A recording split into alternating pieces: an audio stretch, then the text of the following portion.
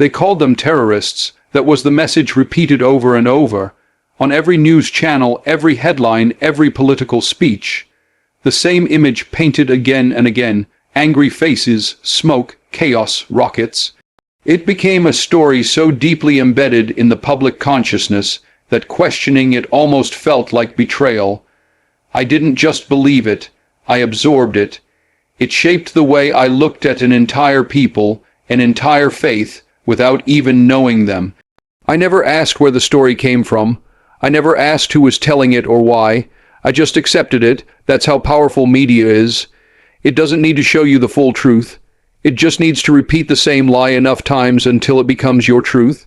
I saw Palestinians through a screen, through a filter designed to dehumanize them. I didn't see the fathers holding their children tight in the dark, praying for the night to pass without death. I didn't see the girls carrying books through rubble just to get to school. I didn't see the communities that smiled and shared and loved, even when the world gave them every reason to hate. Instead, I saw explosions with no context. I heard about attacks with no history. I watched politicians point fingers, and I nodded along.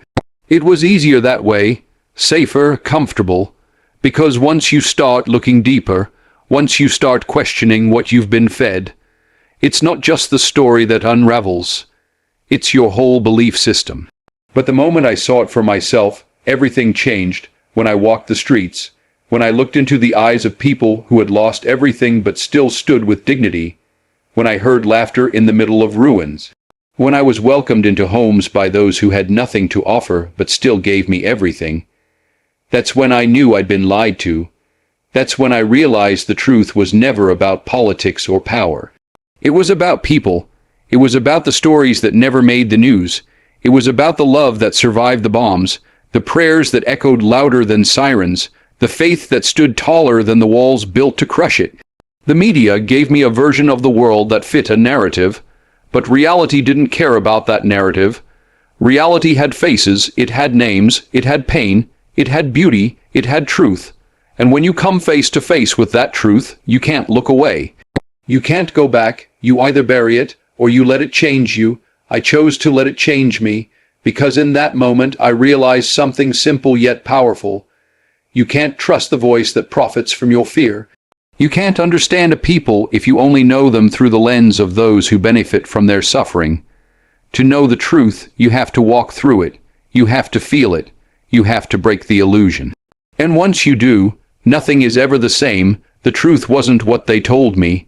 It was what I saw with my own eyes. When you grow up hearing about a place only through conflict, it's easy to forget that people live there. Real people, people with dreams, families, laughter, love. For most of my life, I didn't think about Palestinians as individuals. They were always shown as a group, often faceless, usually in the middle of smoke or shouting, painted with broad strokes of violence and extremism. That image was intentional. It was crafted to erase the human face behind the word Palestinian. Because once you remove the humanity from a people, it becomes easier to justify anything that's done to them. But the first time I sat in a Palestinian home, everything changed. It wasn't a political statement. It was tea. It was bread. It was children giggling in the background. It was a woman offering me food before feeding herself. It was a man who had lost his brother and still spoke about forgiveness. These weren't radicals. These were human beings with hearts big enough to carry the kind of pain most of us couldn't bear, and still they smiled. Still they prayed. Still they hoped. I saw boys kicking a ball in the middle of a dusty alley, using a makeshift goal made of old bricks. Their joy wasn't any different from kids anywhere in the world. Their laughter wasn't quieter. Their excitement wasn't less real just because they were surrounded by broken walls. They weren't defined by tragedy. They were defined by resilience, and in their eyes, I didn't see hatred. I saw light. I saw strength. I saw something unshakable that no bomb, no bullet, no wall could destroy. And that's when it hit me. These people were never given the chance to tell their story. They've been spoken about, labeled, judged, but rarely heard. Rarely seen for who they are. We talk about justice, we talk about peace, But we forget that those words mean nothing if we can't recognize the humanity of those suffering the most. I sat with an old man who had been displaced from his home decades ago. He didn't rant. He didn't curse. He told me about the tree he used to climb as a boy, the scent of the orange blossoms in spring, the way his mother would sing while making bread. It wasn't politics. It was memory. It was identity. And through his voice, I understood something I had never learned in all those years of hearing about the conflict. This wasn't just a struggle over land. This was a struggle for existence, for dignity, for the right to live and love and dream like anyone else. You cannot dehumanize someone once you've looked them in the eye and heard their story. You can't call a child a threat once you've watched them draw pictures of flowers and peace signs. You can't call a people terrorists once you've eaten their food, shared their prayer, and felt the warmth of their spirit. To humanize the Palestinian struggle is not to ignore the politics. It is to remind the world that beneath every political decision, every military operation, every headline, are people who bleed the same, cry the same, love the same. And if we can't see that, we've already lost something vital in ourselves. What I saw was not a war zone. It was a land full of soul, heartbreak, and hope. There's a kind of strength that doesn't come from muscles or weapons. It comes from being broken 1,000 times and still standing, from losing everything and still choosing to smile, from waking up every day under occupation, under threat, under pressure, and still having the courage to live with faith and dignity. That's what I saw in Palestine. I didn't see victims. I saw survivors. I saw people who had every reason to fall apart, but somehow kept holding themselves together, not just for themselves, but for their families, for their children, for their future.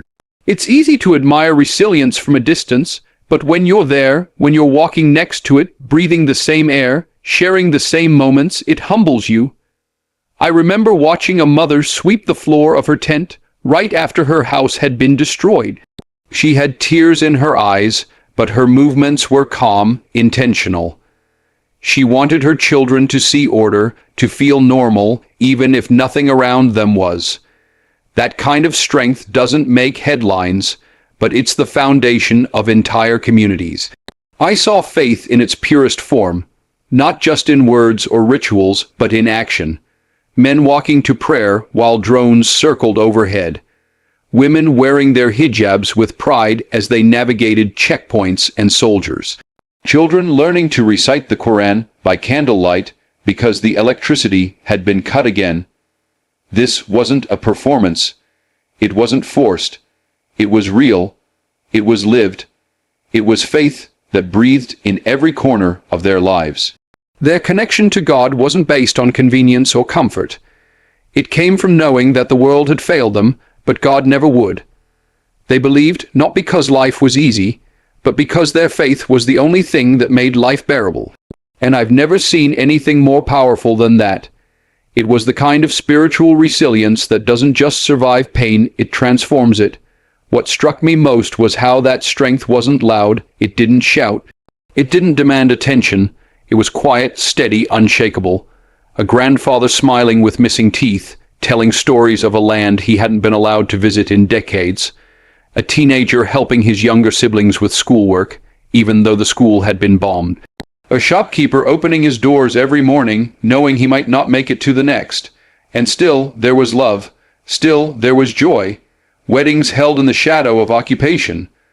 Birthdays celebrated with laughter, even under siege. People planting trees in scorched soil. Children drawing peace signs on crumbled walls. That's not weakness. That's the deepest kind of strength.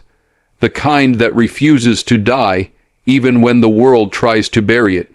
I didn't just witness resilience. I felt it. It changed me, because it made me realize how shallow our definitions of strength can be. In Palestine, I learned that real strength is being soft in a world that tries to make you hard. It's praying with tears in your eyes and still saying, Alhamdulillah. It's loving your people so deeply that you carry their pain like your own, and still wake up hopeful. They had every reason to quit, every reason to be bitter, but instead they chose to believe. They chose to fight, not with hatred, but with faith, patience, and dignity. And that kind of strength doesn't just survive, it inspires. Their strength didn't just change my perspective, it changed my heart. The truth has a way of finding you, especially when you're not looking for it. I didn't go to Palestine searching for answers. I didn't expect to have my world turned upside down. I thought I already knew what was happening there. I thought I had the facts, but what I really had were fragments, bits and pieces handed to me by a system that had already decided which side I should be on. And when you're fed the same story over and over, eventually, you stop questioning. You stop thinking. You stop feeling. That's how the world becomes numb to suffering, by covering the truth with noise.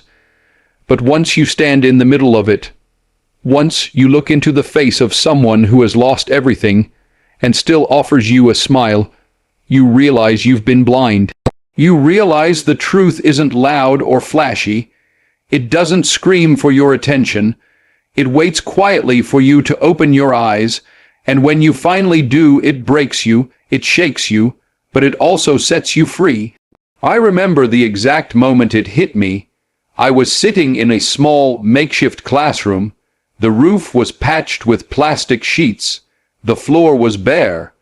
But the children were reciting verses from the Quran, their voices strong, their eyes focused. Outside, you could hear distant gunfire.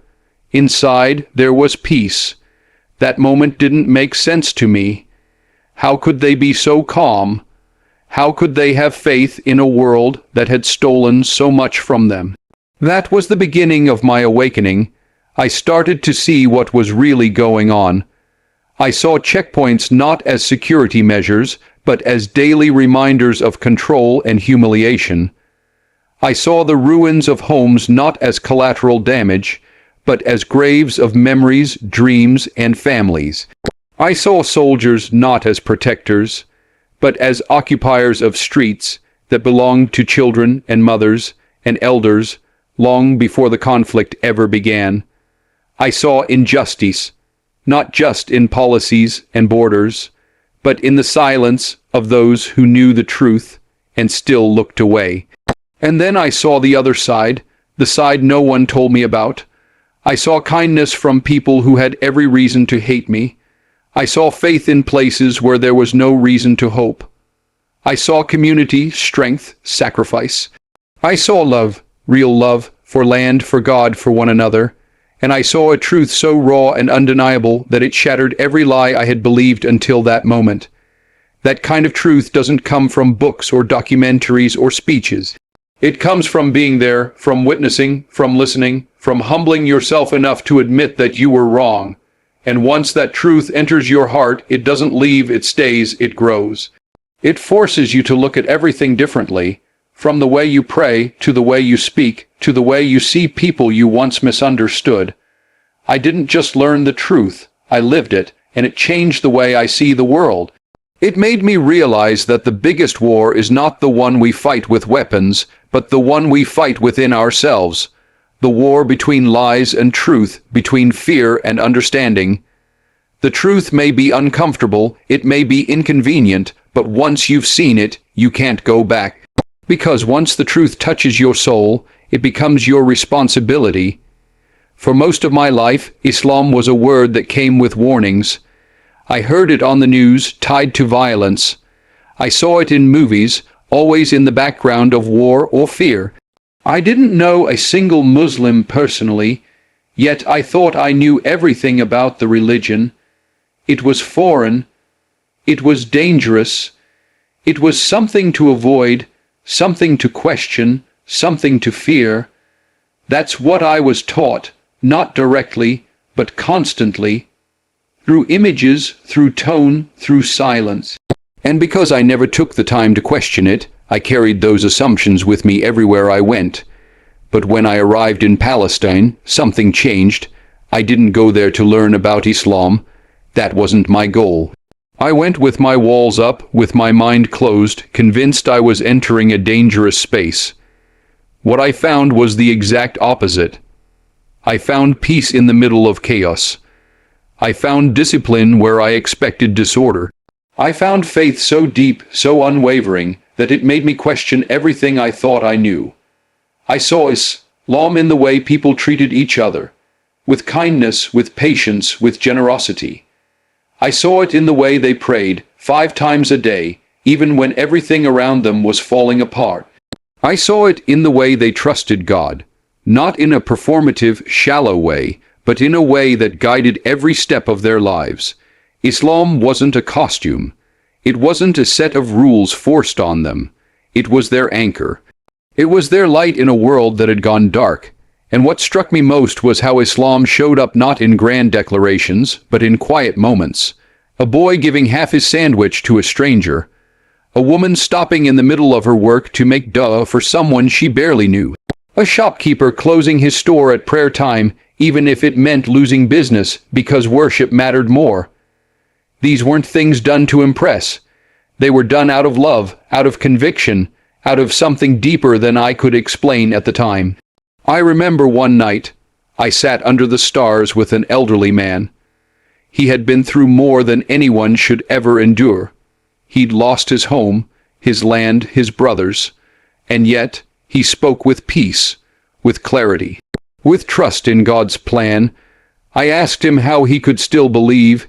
He smiled and said, "Because Islam teaches us that after hardship there is ease, and I've lived long enough to know that's true." That moment shook me, because I realized then, I wasn't the one with answers. I was the one who had been blind. It wasn't a single conversation or a sudden miracle that brought me to Islam. It was the accumulation of small truths, undeniable moments, and overwhelming love that cracked something open inside me. I started to read. I started to ask questions. I started to listen. Not to the media, not to the fear, but to the people who had lived this faith with everything they had. And what I found wasn't a religion of hate or violence. It was a religion of balance, of mercy, of justice, of accountability, of deep soul-level peace. The more I learned, the more I realized that Islam wasn't what I had been told. It was what I had always been searching for. I didn't accept Islam because someone convinced me. I accepted it because the truth of it was so loud, so beautiful, so real, that I couldn't ignore it anymore. In a world where fear sells and division keeps people distracted, choosing faith over fear is not just an act of belief. It's an act of rebellion. For most of my life, I lived in fear without even knowing it. Not the kind of fear that makes you run, but the quieter kind that shapes how you see the world. The fear of the unknown, the fear of the other, the fear of asking questions that might lead to uncomfortable truths. It was safer to accept the version of reality handed to me, safer to stay silent, safer to nod along with the majority and never dig deeper. But when I went to Palestine and saw the reality with my own eyes, that safety disappeared. I couldn't hide behind ignorance anymore. I couldn't pretend that fear was truth. I saw people living through the worst conditions imaginable, and yet they were not consumed by fear. They were not paralyzed by hate. They were rooted in something greater. They had faith, not just belief, but a living, breathing connection to something bigger than this world. And that faith was stronger than any army, any government, any media machine trying to crush their spirit. At first, I didn't understand it. How could someone who has lost so much still walk with peace? How could they smile when they've seen so much death? How could they still believe in justice, in mercy, in God, when the world had shown them the opposite at every turn? The answer was faith. Not blind faith, not forced faith, but a faith that came from knowing, deeply, that this life is temporary, that the truth always outlives the lie, and that God never forgets the oppressed. They didn't choose fear. They chose to wake up every day and pray, even when the sound of drones hovered above their heads. They chose to educate their children, even when schools were bombed. They chose to plant olive trees in scorched earth, knowing they may not live to see them grow. They chose faith not because they had no other option, but because they knew that faith was their strength, and that choice broke something open inside me. Because for the first time, I saw what it truly meant to live with purpose, to live with a compass that points beyond survival, beyond revenge, beyond despair. I saw what it meant to surrender, not in defeat but in trust, to trust that even in suffering there is meaning, that even in loss there is a plan, that even when the world calls you worthless, God sees you, hears you, and honors your patience. Choosing faith over fear meant letting go of the image I had built of the world. It meant admitting that I had been wrong, that I had been misled, that I had allowed fear to shape my beliefs, but it also meant stepping into something new, something real, something that brought peace instead of paranoia, clarity instead of confusion, and purpose instead of emptiness. Faith gave the Palestinian people something unbreakable, and watching them leave it, not preach it, but leave it, taught me more about strength, honor, and hope than any book or lecture ever could. I realized that fear is a tool used to keep people small. But faith makes you rise. It gives you wings when the world wants you on your knees. And in the end, choosing faith over fear didn't just bring me closer to them. It brought me back to myself.